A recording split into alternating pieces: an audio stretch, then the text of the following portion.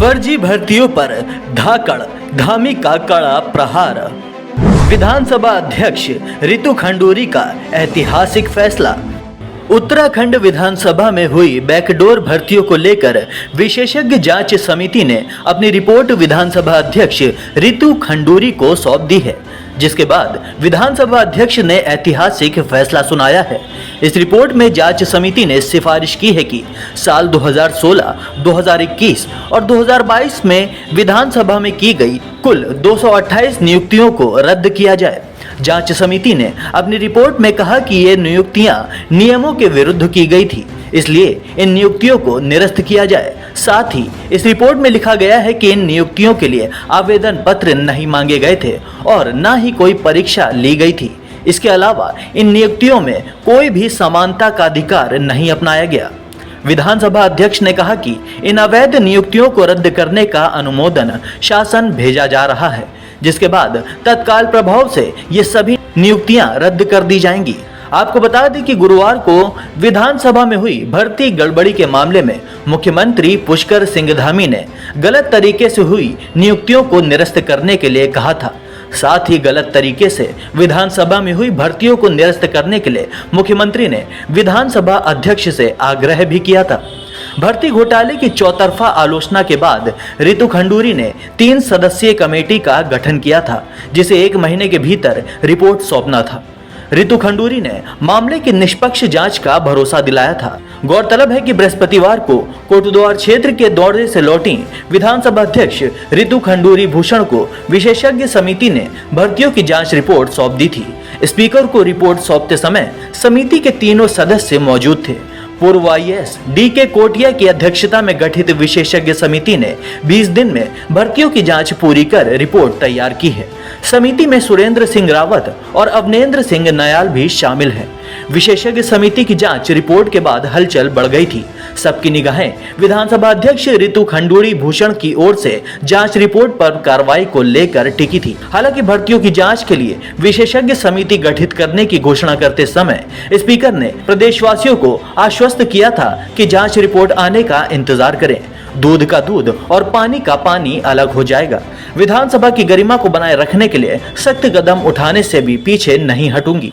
समिति की जांच रिपोर्ट के आधार पर विधानसभा अध्यक्ष ने सचिव विधानसभा को निलंबित कर दिया है और 1-2 दिन में जांच में की गई नियुक्तियों की बर्खास्तगी का आदेश संबंधित अधिकारियों को भेज दिया जाएगा और सभी विवादित नियुक्तियों को निरस्त कर दिया जाएगा।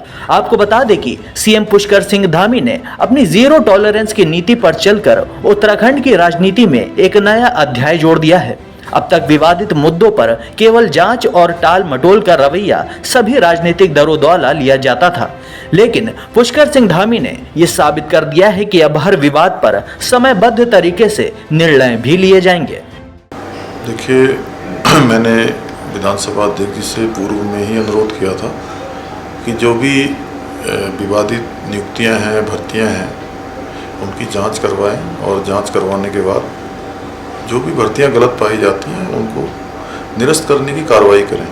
मैं विधानसभा अध्यक्ष जी का धन्यवाद देता हूं कि जो हमारी सरकार की माननीय प्रधानमंत्री मोदी जी के नेतृत्व में पूरे देश के अंदर नीति है, पारदर्शिता की नीति, सुशासन की नीति, उस पर आगे बढ़ते हुए आज ये सभी भर्तियाँ निरस्त करने का जो निर्णय लिया गया है, उसके लिए मैं विधानसभा अध्यक्ष जी का धन्यवाद करता हूं और आगे भविष्य में विधानसभा के अंदर होने वाली सभी भर्तियां पारदर्शिता तरीके से हों, व्यवस्थित तरीके से हों और एक नियम और नियमावली के आधार पर भर्तियां हों। उसके लिए हम आगे इसका पूरा खाका तैयार करेंगे, पूरी योजना बनाएंगे कि सभी भर्तियाँ जो है एक नियम के तहत हों और नियमावली के तहत हों। सर, जो यूके SSSC भर्ती का जो जांच चल रही है, STF कर रही है सर, काफ़ी गिरफ्तारियां उसमें हो चुकी है, लेकिन उसमें सर CBI की भी मांग बीच बीच में आ रही है। सर, आप किस तरीके से इसे देखते हैं? अगर देखिए, मैंने पहले ही कहा है, चूँकि ये भर्ती के विवादित मामले, गलत भर्तियों के पेपर लीक के मामले कई सालों से आते रहे हैं। 2014 में जब से कमीशन बना है उसके बाद से बार बार ये सब मामले उठते रहे हैं। इस बार जब मेरे समक्ष भी ये मामला आया था तो हमने उसको पुलिस को जांच करने को दिया, STF को उसको नियुक्त किया कि STF उसकी पूरी जांच करेगी, विजिलेंस उसकी जांच करेगी। उसकी जांच चल रही है और अभी तक 41 गिरफ्तारियां उसमें हो चुकी हैं। निकट भविष्य में अगर हमको लगेगा या उत्तराखंड की जनता के हित में, नौजवानों के हित में कहीं अगर किसी और जांच की हो, सीबीआई हो, कोई अन्य भी एजेंसी हो, अगर उस जांच की भी आवश्यकता महसूस होगी तो हमने सारे विकल्प खुले हुए हैं। हमने कोई लक्ष्मण रेखा नहीं बांध रखी कि हम यहीं तक बढ़ेंगे। हम उसके लिए कभी भी जो भी जरूरत होगी उसके अनुसार कार्य करेंगे। सर महिला आरक्षण जो है वो हाईकोर्ट में था, उसको क्या सरकार आगे सुप्रीम कोर्ट तो लेके जाएगी सर उसे? महिला आरक्षण हमारी बेटियों का हक का मामला है, उसके लिए हमारी सरकार सुप्रीम कोर्ट जाएगी और आगे तक जहाँ भी लड़ाई लड़नी होगी हम लड़ाई लड़ेंगे। और साथ ही साथ ऑर्डिनेंस लाने पर भी हम विचार कर रहे हैं कि हम ऑर्डिनेंस लाएं। सारे जो हमारे विधि के पहलू हैं उन सभी पहलुओं का हम जो है ठीक प्रकार से विचार कर रहे हैं। हमारी जो बेटियां हैं, उत्तराखंड की जो नारी शक्ति है, उसका जो है हर प्रकार से उनका संरक्षण हो, उनके हित बने रहें, उसके लिए हमारी सरकार हर लड़ाई को लड़ने को तैयार है। Bureau report, Dastak times.